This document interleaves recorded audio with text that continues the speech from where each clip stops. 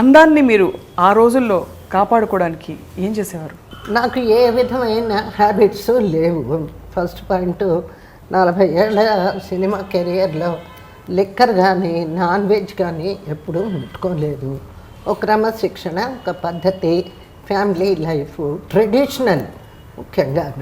సావిత్రి గారు కాకుండా మీతో పాటు మీ బాణీలోకి రావాలనుకున్న నటీమణులు కూడా చాలామంది ఉన్నారు. వారితో స్నేహపూర్వకంగా ఉండేది ఆ వాతావరణం జనరల్గా, లేకపోతే ఎవరికి వారే, మీకు మీరే మాకు మీరే మేము అన్నట్టు? అస్సలు ఆనాటి సీనియర్ నటీమణులు కానీ మాకంటే చిన్నవాళ్ళు కానీ అసలు ఈ భేదం అనేది ఉండేది కాదు.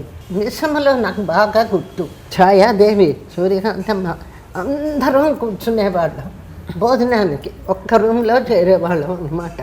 వాణిశ్రీ, జయప్రద వీళ్ళందరూ ఈ తరం వరకు కూడా. వాణిశ్రీ అయితే పాపం నాకు చీర కట్టుకోవడం రాదని ఎప్పటికే ఎగతాళి చేస్తూ ఉంటుంది. ఏంటండి ఈ చీర కట్టుకోవడం, జమున గారు ఎప్పుడు నేర్చుకుంటారు అని చెప్పి తను వచ్చి ఇలా పెట్టేది అన్నమాట.